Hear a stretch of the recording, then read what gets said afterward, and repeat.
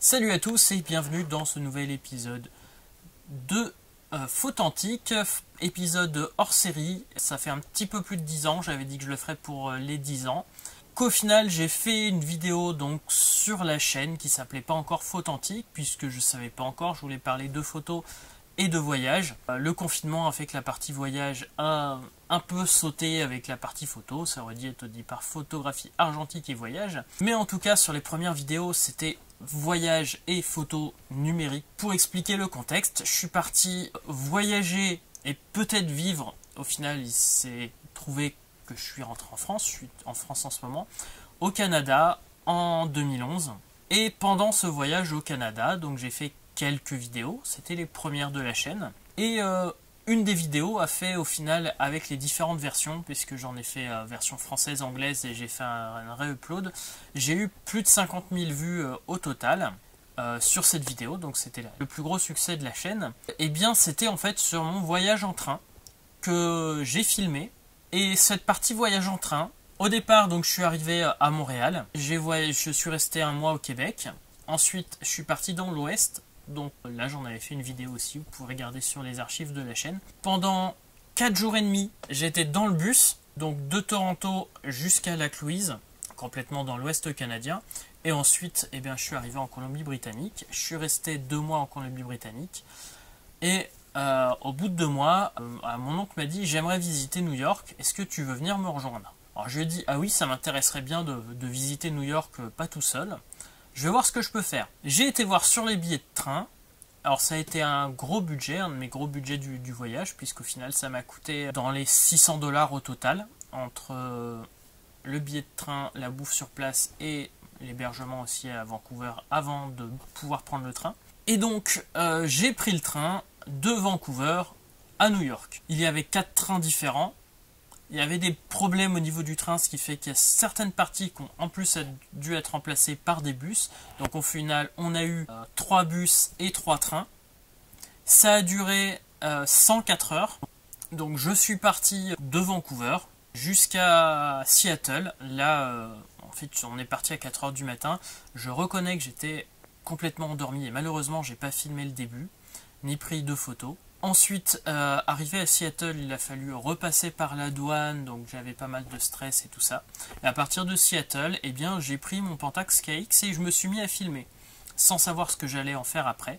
Je vais re-regarder en même temps que vous les rushs, je vais en faire un montage, et on va suivre, je vais essayer de tenir en 10 minutes le résumé de ces 5 jours de voyage, en vidéo et en photo. C'est parti avec ici le Coast Starlight, qui est le deuxième train que j'ai pris, je me suis trompé, qui part de Seattle et qui va donc jusqu'à San Francisco. Moi je me suis arrêté juste avant à Sacramento. C'est là où j'ai vraiment commencé à profiter des USA, je pense, puisque là on commence à voir les paysages typiquement américains, je dirais. C'est vraiment des paysages impressionnant. On passe en train, on passe dans les villes et très proche des routes, et puis après on passe une grosse partie complètement en campagne. Et j'avais déjà fait quelques mois au Canada, mais on est quand même impressionné par la grandeur de tout ce qu'on peut voir, que ça soit au niveau des infrastructures, que de l'architecture, des paysages. Tout est grand et surtout on change de paysage d'une heure à l'autre. Vous le verrez là par la suite. Le train quelquefois suit les autoroutes, des fois prend des chemins complètement infranchissables par les voitures. Et vous voyez donc là le premier, on passe vraiment dans dans les débuts des Rocheuses, si je dis pas de bêtises. Puisqu'on m'a fait le commentaire dans une des premières vidéos que malheureusement je ne retrouve pas pour pouvoir vous dire les lieux exacts. Mais là donc on passe par toute la côte ouest des États-Unis.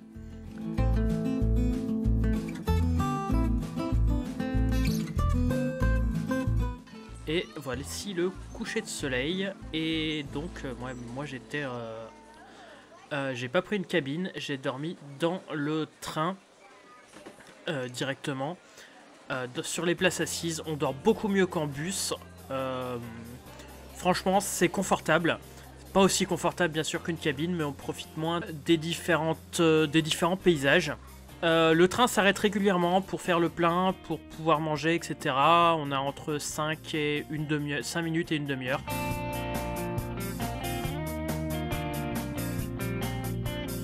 Avant le troisième train, plutôt, nous voici à Sacramento. J'ai eu 3 heures pour me balader dans Sacramento entre les deux trains. Ville en fait, petite ville, capitale de la Californie quand même, mais beaucoup plus petite que San Francisco ou d'autres villes plus connues. Avec une architecture très sympa et un centre historique, donc pas très loin de la gare justement, que j'ai pu visiter avec quelques vieux trains, quelques vieux bateaux. J'ai manqué un peu de temps et puis au final il commençait déjà à faire chaud alors que la pause était entre 6h et 9h le matin. Et puis donc là le train, le pont de chemin de fer avec lequel on va partir, et là on fait la préfecture de Californie. Et on repart, et puis là surprise, donc par le California Zephyr, on doit faire un petit bout en bus avant de rejoindre Reno. Donc voilà la petite partie en bus. C'est une partie pas super intéressante je dirais. On voit les paysages mais beaucoup moins bien qu'en train, on y profite moins et puis bon pour dormir c'est plus compliqué. Et là on arrive juste avant Reno. On arrive en fait pas loin des zones désertiques, c'est des zones qui sont hyper chaudes. On n'est pas très loin quand même du désert et ça se voit tout de suite, on a des zones très sèches, de temps en temps un petit point d'eau. Et franchement, quand on mettait notre main sur la fenêtre, on voyait qu'il faisait vraiment chaud. Vous pouvez voir là, tout le long, en fait, on a des poteaux de télégraphe qui suivaient une partie de la ligne de train. Cette ligne de train fait quand même quasiment le tour des USA. En tout cas, on en traverse une bonne partie. Et en fait, à l'époque, les poteaux de télégraphe suivaient la ligne de train. C'était le plus simple. Et maintenant que les télégraphes sont devenus obsolètes, ça coûte trop cher de les retirer. Donc quand les fils tombent, ils tombent. Et quand ils sont là, ils restent là pour l'instant. Donc c'est assez amusant de voir tous les poteaux de télégraphe avec quelquefois les fils qui sont toujours là. Plus on avance, donc on passe entre... cette partie-là est vraiment superbe, la partie Californie, Nevada, etc. Puisque on passe par des chaînes de montagnes, par des canyons, entre les endroits secs, humides. On voit un peu de tout et c'est vraiment impressionnant. Donc il faut savoir que les lignes de chemin de fer sont partagées entre Amtrak, qui est la compagnie de chemin de fer passager, et les autres compagnies de chemin de fer.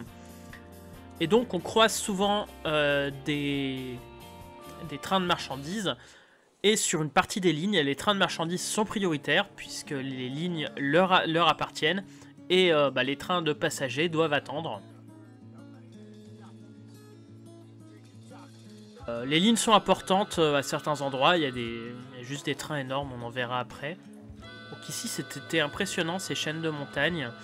Je vous dirai pas le nom parce que là par cœur je m'en souviens plus, et même quelques semaines après, une fois que j'ai fait le premier montage, je me souvenais plus exactement de quand j'ai pris les vidéos, et vu que l'appareil photo, l'heure était mal réglée et en plus le train avait déjà pris du retard assez rapidement, et j'ai pas pu en fait faire la correspondance comme je le voulais. Donc plus on avance, plus en fait on arrive à des endroits cette fois-ci plus humides, plus tempérés, et on continue sur ces collines, ces montagnes. Et là cette fois-ci on arrive sur des endroits un peu plus cléments, un peu moins chauds. On est toujours début juillet. Voilà des gros trains de marchandises. Donc on arrive avec 5-6 locomotives sur des trains absolument énormes. Bon, là on voit que les locomotives stockées. Donc là en effet c'est plus humide parce qu'on passe à côté d'une rivière. Il y avait eu quelques inondations, on en reparlera dans la suite de la vidéo. Donc ça se voit tout de suite. Ici, l'eau est beaucoup plus boueuse qu'habituellement à cet endroit-là. Donc tout est filmé avec le Pentax KX que je vous ai présenté l'année dernière, donc qui était malheureusement pas le mien. Je n'ai plus le mien, j'ai beaucoup de mal à retrouver le même, j'aimerais bien retrouver le même. Il avait exactement la couleur en fait des rochers que vous avez derrière. S'il était beige et retrouver un appareil photo comme ça, c'est compliqué. Et dessus j'avais le Pentax DAL35, donc tout a été filmé avec un 35 mm, donc avec une focale standard qui ouvre à 2,4 en focus manuel. Donc nous voici tout le long donc de la ligne. Alors là cette fois-ci le train pendant un certain moment en fait suivait une autoroute. Donc c'était amusant et surtout de voir qu'en fait le train allait plus lentement que les voitures. Mais au moins on avait le temps, comme vous pouvez le voir ici, de profiter du paysage. Là cette fois-ci il y avait des lignes télégraphiques, mais aussi et surtout des lignes électriques et téléphoniques qui suivaient le train. Donc toujours sur ces espèces de canyons, un peu plus de végétation cette fois-ci. Donc je me souviens que le train passait par Bryce Canyon, mais je me souviens plus lesquelles c'est, si c'est celle qu'on a vue tout à l'heure ou celle qu'on voit maintenant. Donc là on passe toujours dans des endroits, c'est pareil, assez amusant. Le haut on voit que c'est très très sec et le bas ça fait comme une mini oasis avec des arbres. En tout cas je regrette de ne pas pouvoir m'y arrêter, enfin j'aurais pu mais je pouvais pas continuer les vacances comme ça, mais ça me donne très très envie d'y retourner. Donc voilà, la vallée luxuriante, les plateaux au-dessus, les canyons qui sont beaucoup plus secs. Donc là on voit bien la différence quand même entre le haut et le bas, avec une partie de la forêt qui a été transformée en champ. Mais ça reste des endroits d'Amérique qui restent encore très très sauvages. Ça changera par la suite de la vidéo. Donc là on est toujours dans l'ouest et on se rapproche vers le centre. Et puis ici voilà, on arrive sur des grandes prairies, donc on voit quelques animaux. Alors ils ont la place, hein, vous inquiétez pas. C'est de l'élevage très extensif. Il y a la place, c'est juste énorme. On a l'impression de voir une maison tous les kilomètres quasiment. Il n'y a vraiment pas grand monde. Donc là, une petite vue de la fenêtre. Et puis là, on me voit même filmer.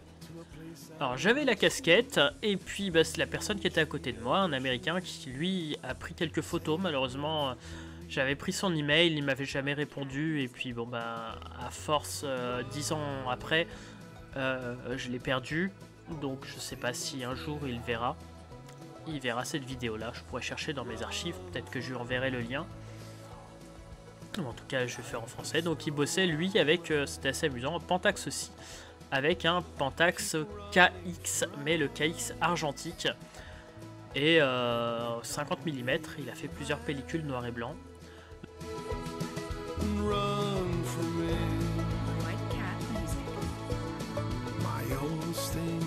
Donc là ici devant, en avant-plan, un train de marchandises de charbon. Il y a encore pas mal de charbon. En fait, il y a toujours des trains. En fait, il y avait toujours, en tout cas en 2011, des trains à vapeur qui servaient pour faire des différents travaux sur les lignes. Les trains à vapeur étaient toujours utilisés, pas de façon très importante. Mais là, avec le réchauffement climatique et différents soucis, les locomotives à vapeur sont quasiment toutes parties à la retraite, tout simplement parce qu'il a fallu informatiser quasiment tous les trains.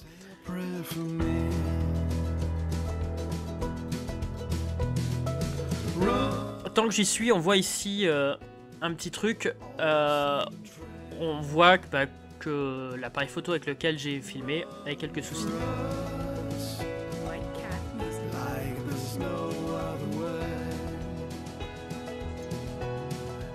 Voilà, ici donc le wagon-bar avait des fenêtres panoramiques, donc j'y allais régulièrement, puis j'y allais aussi régulièrement pour manger. Donc là une petite vue du wagon-bar bar. Vous voyez, il y a la voiture bar, il y a quand même de la place. Ici, on arrive sur un autre canyon, un autre parc. Bah voilà, ici un de mes repas. En fait, j'ai dû faire moitié snack, donc ça me coûtait 5-6 $, les snacks. Moitié vrai repas au wagon bar. C'était 10-15 $. Et bah, tant que j'étais là-bas, j'ai préféré en profiter pour quand même manger quelques nourritures américaines. Et franchement, c'était loin d'être mauvais.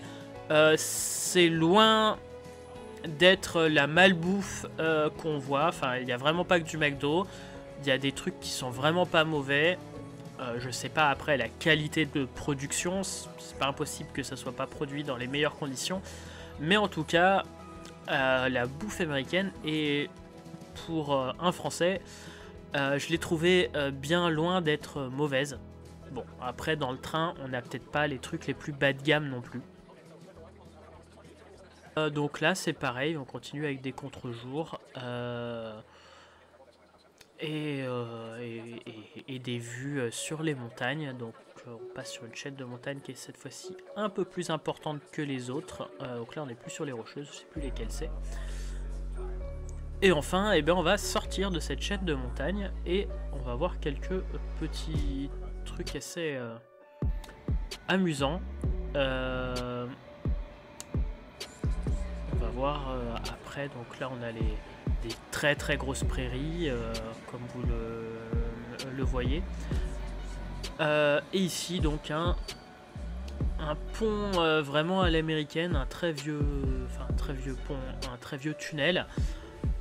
J'ai beaucoup aimé cette ambiance type western qui passait dans les trains. Alors là, quand ils prenaient les ponts, enfin les tunnels plutôt, ils devaient avancer à une vitesse de 40-50 km/h. On a fait une moyenne de 70 km/h sur tout le long. C'est pour ça qu'on a mis 5 jours aussi. Bon, sachant qu'il y avait quelques arrêts aussi, comme je vous ai dit. Et donc là, on va arriver dans le tunnel.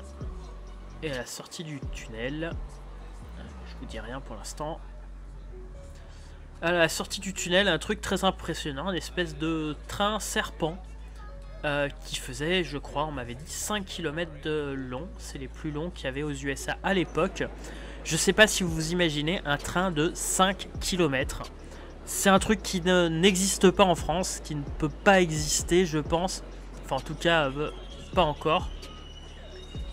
C'est juste, mais impressionnant. Et puis bon, bah là, on continue le chemin. Vraiment, ce troisième jour était, je pense, le plus intéressant au niveau paysage. Puisque on a vu vraiment de tout. Et puis là, on arrive eh bien, dans le centre de l'Amérique. Donc on arrive sur les grandes plaines. Donc là, maintenant, le paysage va être un poil plus ennuyeux. C'est pas grave, ça va être le temps de dormir. Comme vous le voyez. Et pour être franc, j'ai pas non plus pris beaucoup... voilà, j'en ai profité pour dormir. On s'est arrêté dans des villes comme Salt Lake City ou des villes comme ça la nuit et je reconnais que j'en ai profité pour dormir. Et donc je suis pas sorti faire des photos à ce moment-là. J'avais besoin de rester quand même un petit peu.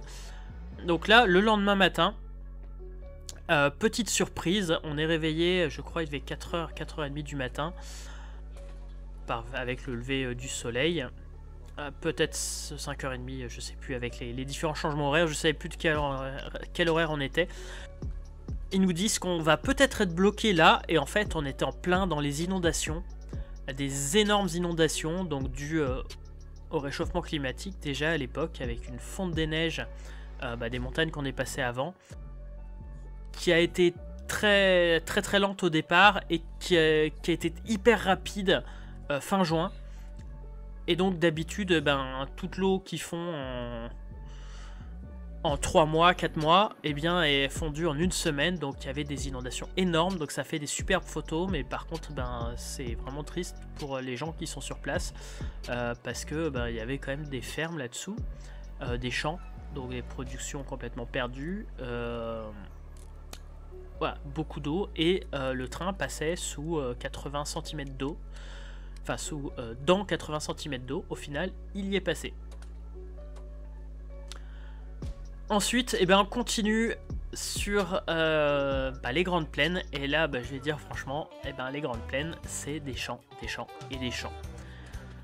Ce jour-là était quand même beaucoup moins intéressant, puisque on avait des champs, des silos, des trains de marchandises, et de nouveau des champs de soja, des champs de blé, des champs de tout ce que vous voulez, de maïs, mais en gros on avait des champs à perte de vue,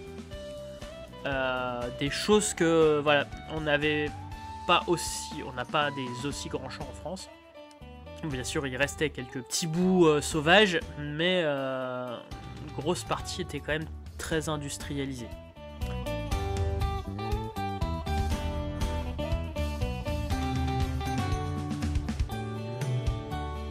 Il n'y avait pas de champs, il y avait des usines au milieu, des usines absolument énormes. Puisque là, ils avaient au niveau environnement et puis au niveau place, ils se prenaient pas la tête. Voilà, il y a la place, on met tout ça ici. Pour ceux qui poseraient la question, d'ailleurs, au niveau du train, donc il n'y avait pas le Wi-Fi à l'époque. Ça devait être installé, mais ça n'y était pas. Maintenant, il y est apparemment. Par contre, on avait une prise de courant qui marchait pas tout le temps, mais qui m'a permis en effet de recharger les piles du KX. Et puis le Canon S95 avec lequel j'ai fait quelques photos, mais aussi d'utiliser mon MacBook noir que j'avais à l'époque et qui en fait tenait à peine 1 heure, 1 heure et demie. Donc même sans accès internet, j'écrivais quelques trucs et puis je regardais quelques films au milieu.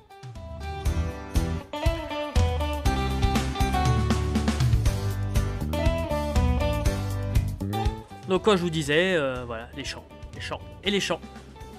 Ça, c'était le 4e jour, et le 4e jour, je dois dire, était le plus ennuyant. Donc toute la partie Nebraska et Illinois. Ensuite, ici, comme je vous parlais de tout à l'heure, ils utilisent toujours, bon ici ça doit plus être pour les touristes, mais ils utilisaient toujours des trains de marchandises.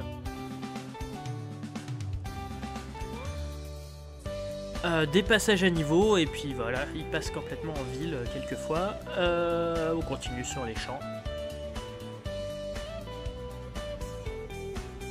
Et enfin, on arrive ici à une ville que je connaissais avec Tintin en Amérique. Bien sûr, je veux parler de Chicago. Et franchement, même si j'avais vu d'autres grandes villes canadiennes avant, quand on arrive à Chicago, ça reste quand même assez impressionnant.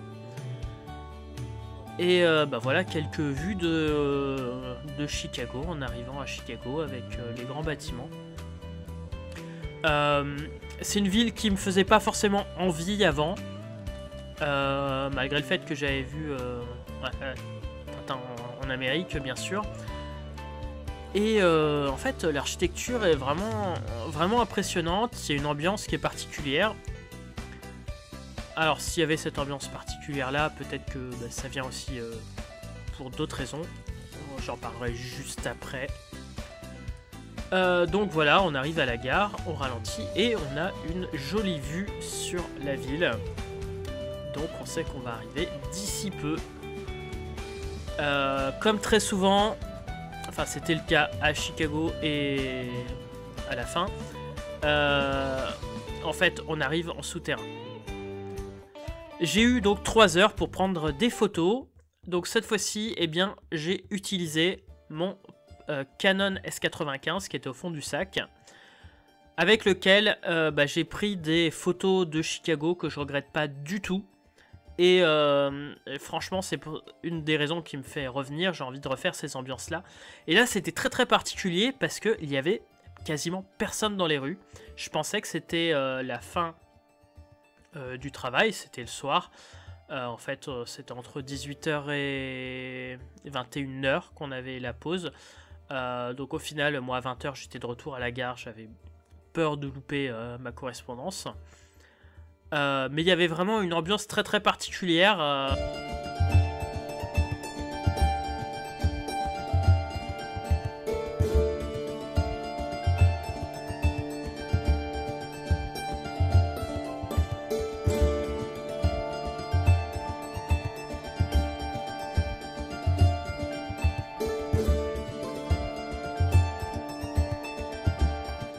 Les rues sont tellement étroites qu'en fait tout est à l'ombre à l'intérieur.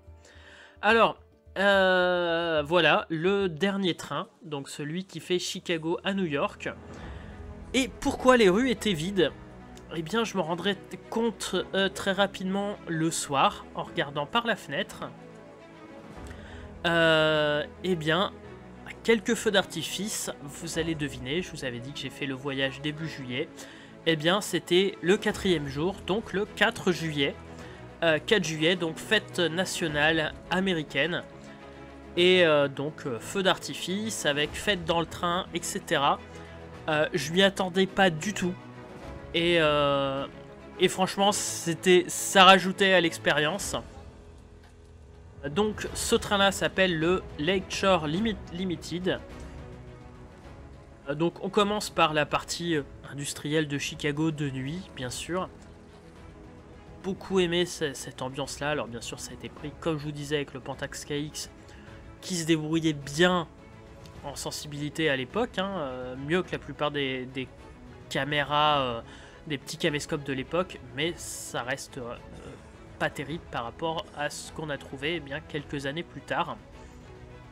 Ce que je peux avoir maintenant pour filmer. Donc là, lever du soleil.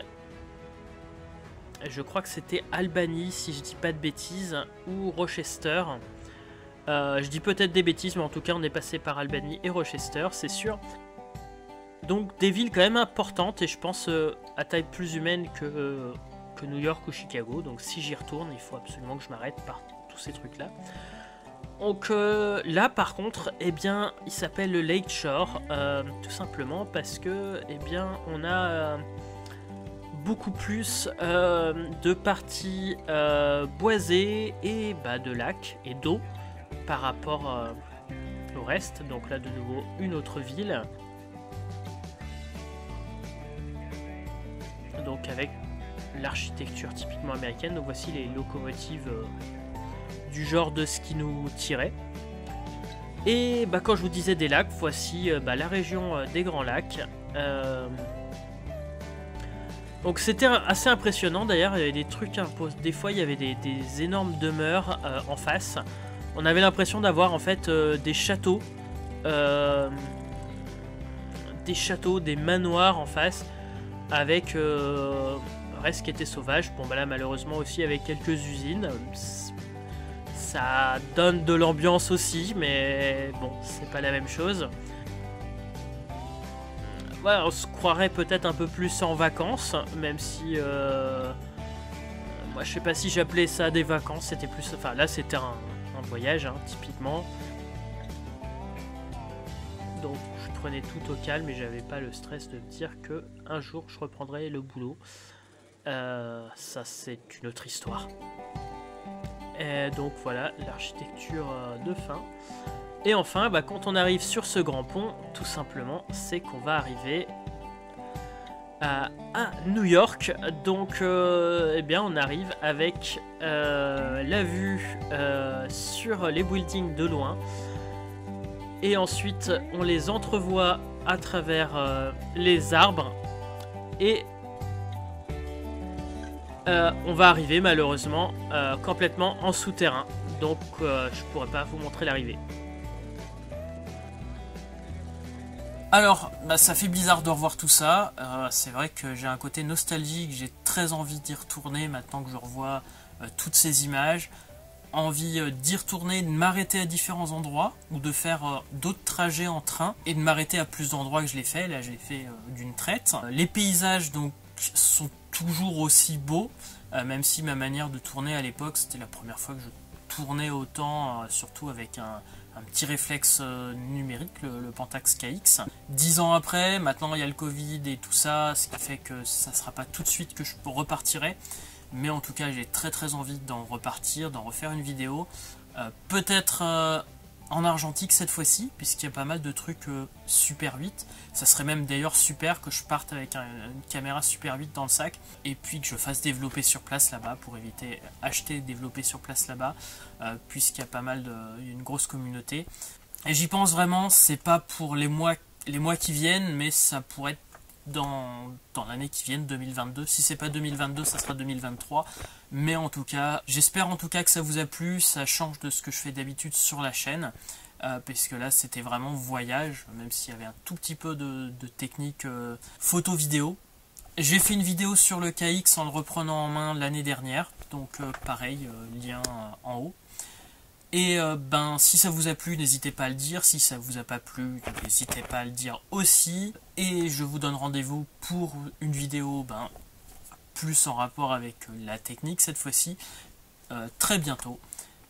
Je vous dis à très bientôt.